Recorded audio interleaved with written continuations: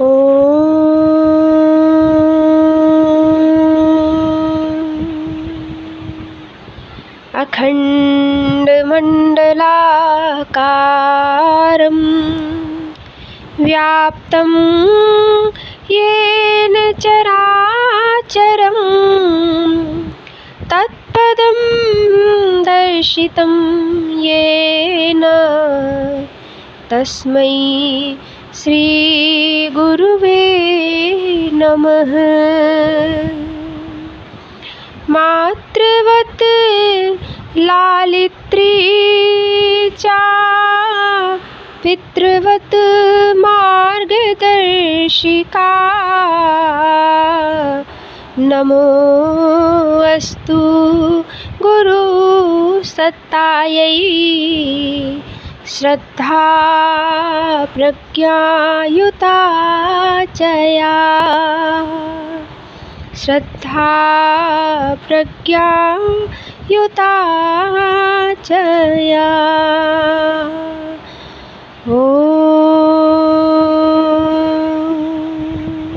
श्री गुरुसत्तायै नमो नमः।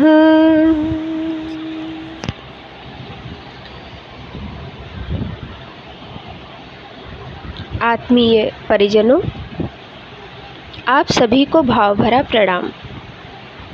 आज हम आप सबके सम्मुख जिस विषय पे स्वाध्याय करने जा रहे हैं वो स्वामी विवेकानंद जी की एक किताब सरल राजयोग है। आइए हम सब स्वामी जी द्वारा दिया गया यह ज्ञान स्वरूप योगोपहार को एक साथ स्वाध्याय करते हैं।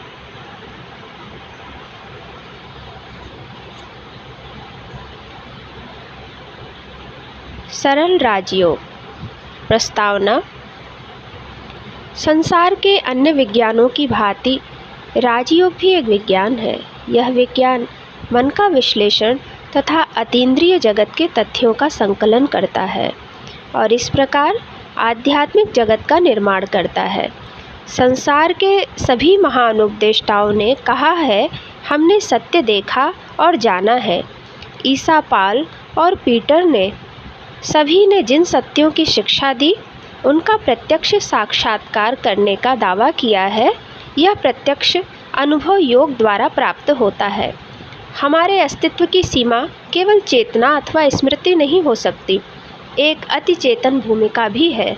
इस अवस्था में और सुषुप्ति में संवेदनाएं नहीं प्राप्त होती, किंतु इन दोनों के बीच ज्ञान और अज्ञान जैसा आकाश पाताल का भेद है।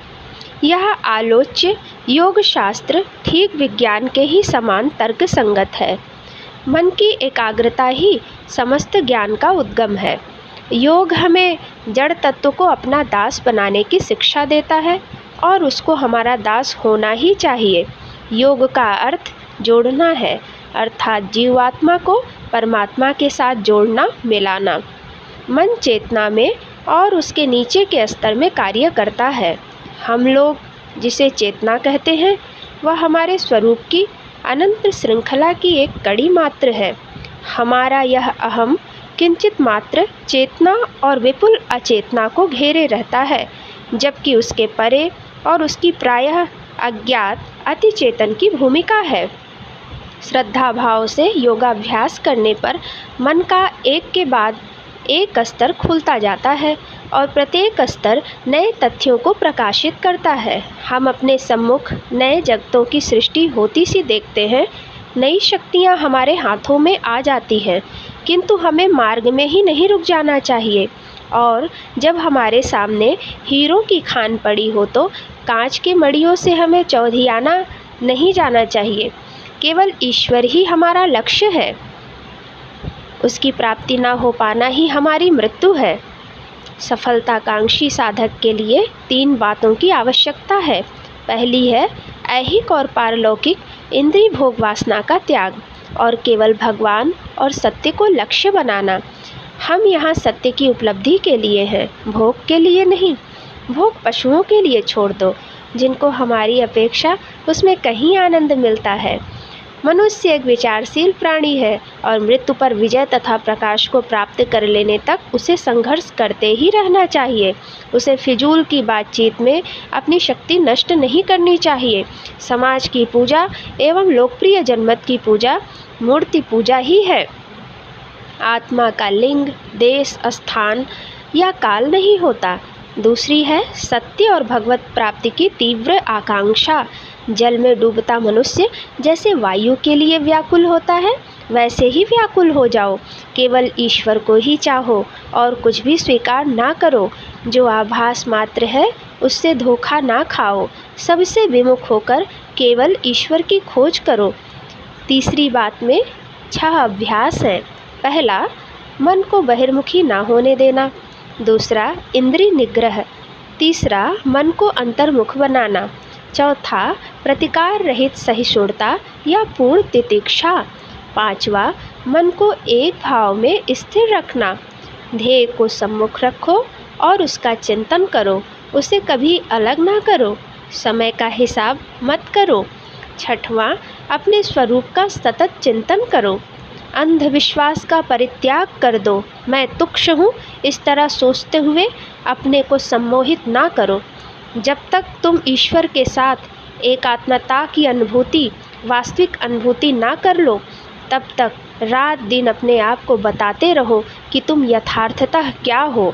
इन साधनाओं के बिना कोई भी फल प्राप्त नहीं हो सकता। हम उस सर्वातीत सत्ता या ब्रह्म की धारणा कर सकते हैं, पर उसे भाषा के द्वारा व्यक्त करना असंभव है। जैसे ही हम उसे अभिव्यक्त करने की चेष्टा करते हैं, वैसे ही हम उसे सीमित बना डालते हैं और वह ब्रह्म नहीं रह जाता। हमें इंद्रिय जगत की सीमाओं के परे जाना है और बुद्धि से भी अतीत होना है, और ऐसा करने की शक्ति हम में भी है। 1 सप्ताह तक प्राणायाम के प्रथम पाठ का अभ्यास करने के पश्चात शिष्य को चाहिए कि वह गुरु को अपना अनुभव बताए।